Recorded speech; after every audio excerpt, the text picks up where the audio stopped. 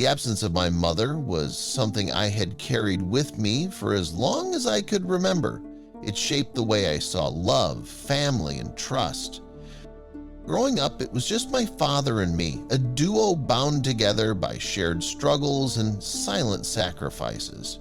My mother, Lori, was a name that only lived in old photographs and vague stories told in hushed voices.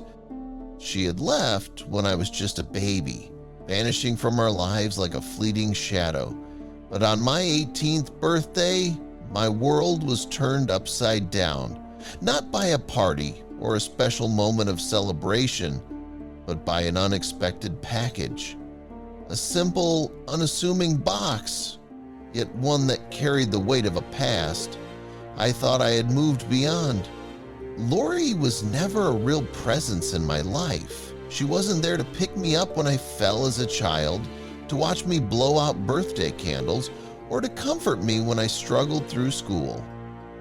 She had left when I was 9 months old, abandoning both my father Ralph and me without so much as a goodbye.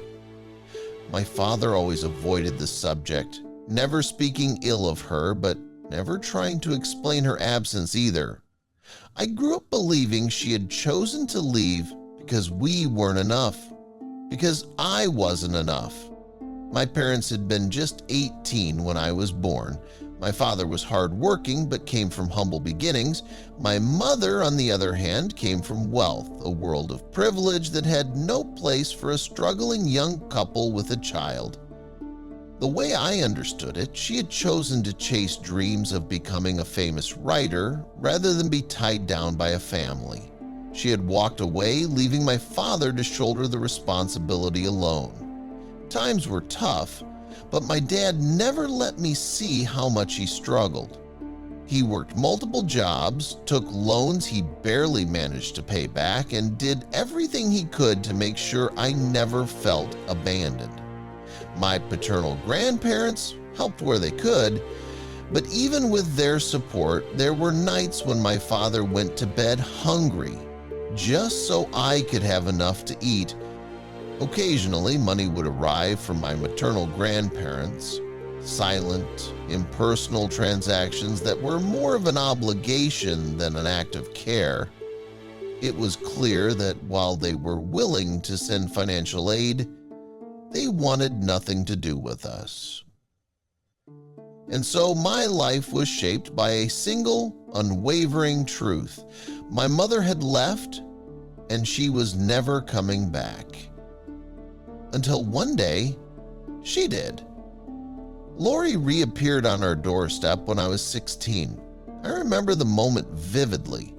Her standing there with an unfamiliar nervousness, eyes brimming with tears, her voice trembling as she spoke. "I've missed you both so much. I'm so sorry for everything. I just hope there's a chance for us to be a family again." Her words should have meant something, but instead they felt hollow, like echoes of a distant past that no longer held any meaning. My father, a man who had carried the weight of her absence for years, simply shook his head. He didn't yell, didn't demand explanations. He just turned and walked away as if she had never been there to begin with. And I followed him, my heart hardened by years of silent resentment. But Lori didn't give up. She called, left messages, sent letters pleading for us to hear her out. Each attempt only deepened the wedge between us. I had spent my whole life learning how to live without her. I wasn't about to let her back in now. "You don't understand the guilt I've lived with," she said during one of her last phone calls. "Staying away from you was the hardest thing I've ever done." But I didn't believe her. And then, 1 week after her final attempt to reach out, a package arrived at my doorstep. For days it sat unopened in the corner of my room, gathering dust.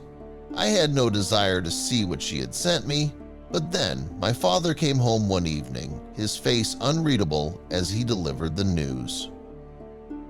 "She's gone," he said, she passed away from her illness. The words felt distant, unreal. I didn't know how to feel. Lori had been a stranger to me, and yet my heart still ached in a way I couldn't understand. That night I sat alone, staring at the unopened package. My hands trembled as I finally decided to open it. Inside I found a book. Her book. A novel she had written. Alongside it, a stack of papers, letters addressed to me. The cover of the book featured a young girl standing under a vast, starlit sky. And then, as I turned the pages, I realized something shocking. It was a story about me. Or rather, a story for me. Lori had spent her final years writing the truth she had never been able to tell me in person. With every page, the resentment I had carried for years started to unravel. Lori hadn't left because she didn't love me. She had been forced to. Her family, with their influence and their wealth, had pushed her into a life she never wanted, arranging a marriage to a powerful man they deemed worthy of their legacy. She had been pressured into giving up her child, made to believe that staying would ruin both her and my father's future, and so she had left, not because she wanted to, but because she believed she had no choice. The more I read, the more my perception of her shifted. She had never truly let go of me. She had followed my life from a distance, sending money through her parents because she had no other way to help. She had regretted every moment of our separation and spent years trying to find the courage to return. By the time she finally did, it was too late. My father and I had already built walls too high for her to climb. Along with the book, Lori had left me something else. Legal documents transferring all the rights and royalties of her novel to me. It was her final gift, a way to ensure that, even in death, she could provide for me. The novel became a bestseller, touching lives around the world, but more importantly, it became a bridge between me and the mother I had never truly known. For years, I had convinced myself that she had abandoned me without a second thought, but now I knew the truth. And even though she wasn't here to hear it, I whispered the words into the night, hoping that somehow, wherever she was, she would know, "I forgive you." The package my mother left me did more than just reveal the painful truth of her departure. It taught me that life is rarely as black and white as we think. Sometimes people leave not because they don't care, but because they feel they have no other choice. And sometimes, by the time we're ready to listen, it's already too late. And so I share this story not just as my own, but as a reminder to anyone out there holding on to resentment, waiting too long to seek the truth. Sometimes forgiveness comes too late. Don't wait until you're left with nothing but a book and a letter to finally understand the love that was there all along.